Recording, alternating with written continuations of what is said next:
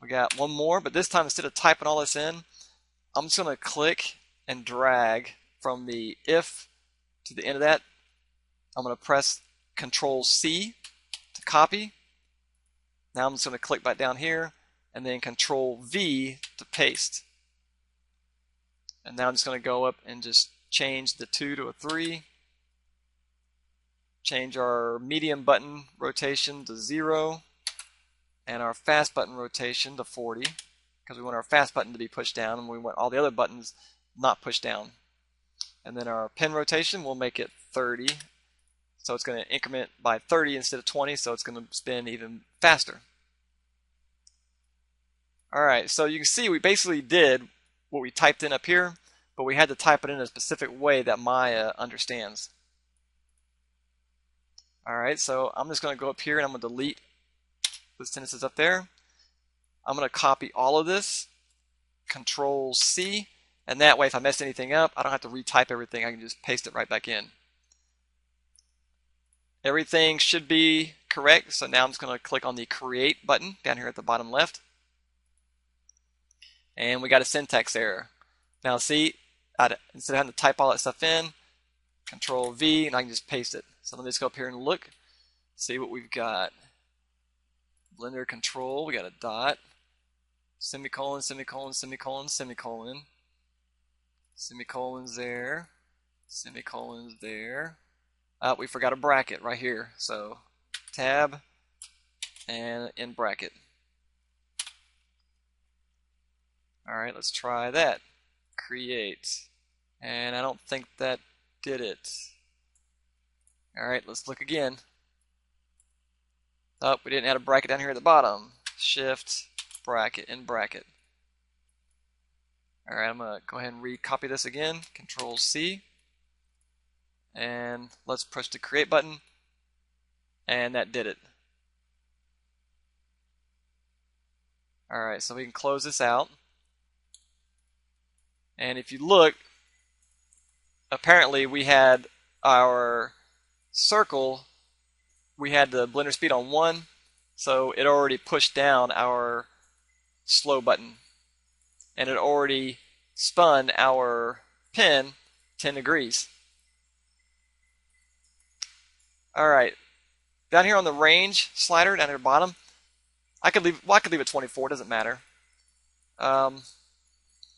Let's go ahead and bring, well, I'll just leave that hidden for now. Let's go ahead and test this out. I'm going to select my blender control. I'm going to hit the play button down here.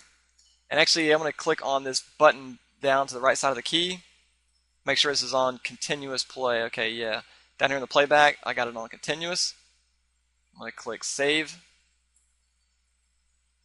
I'm going to click play. Actually, let me change my blender speed to 0 first. Alright, play. Okay. Our blender speed is on 0, and if you look at our buttons, the white button is pushed down, exactly the way we told it. Our pen is not spinning because we never told it to spin the pen.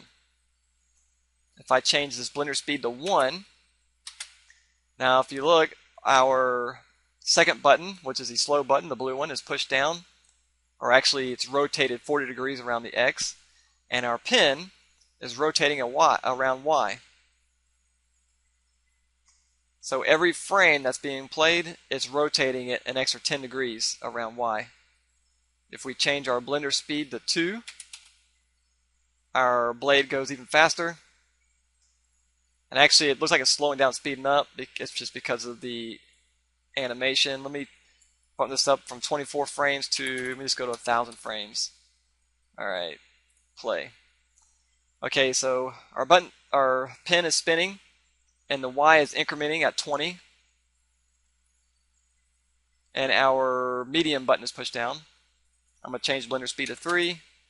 And now our blade is spinning even faster, and our fast button is pushed down. So it's doing exactly what we told it to do. Go back to 0, and it stops it.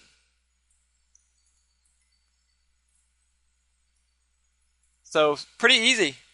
If you've never used expressions before, once you get in the habit of using them, you'll find that they're very, very useful and very powerful and not as intimidating as you probably originally thought.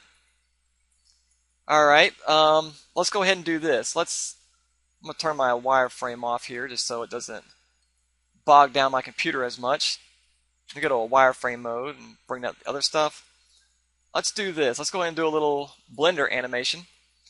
I'm going to go ahead and select, let's go side view. I'm going to select the container, the handle, the lid, the blades, and the pin. We're going to put something inside this blender and have it kind of bounce, kind of be affected. And so I'm selecting all these objects that I want it to bounce off of. And I'm going to go up to, make sure I'm in my Dynamics menu set, go up to the Soft Rigid Bodies menu, and click on Create Passive Rigid Body. Alright, now I'm going to create a polygon sphere. Let's just lift that up, maybe pull it to the side a little bit so it doesn't fall in the center of our blades. I'm going to go ahead and give it a name. We'll call this ball. With the ball selected, I'm going to go to Soft Rigid Bodies again, and this time I'm going to create Active Rigid Body. So that's going to allow it to fall and all kinds of stuff. But with it still selected, I'm going to go into the Field menu and click on Gravity. Everything's default settings. So I'm going to click on Gravity. So now, let's go back over here. If we do a little animation,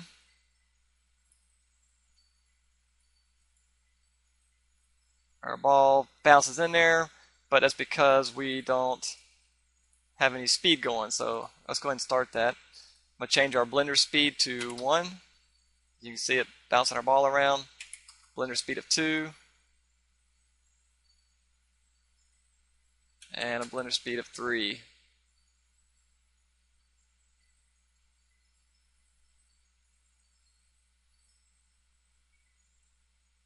Alright, let's stop that again. One more time. Let's do it smooth shade, see if my computer can handle it. Alright, select our control so that way we can change our ball speed during the animation. So hit play at the speed of 1. Our second button's pushed down. Blender speed of 2. Whoops. We lost it. What happened was every now and then it tried to make the ball go through the geometry. Alright, so let me stop, reselect my curve here. Alright, play. Blender speed of 1. Blender speed of 2. And finally, high speed. And because we've got all these pieces of geometry as passive, our ball is just bouncing around in there. And that concludes our tutorial. Thanks for watching. Have fun.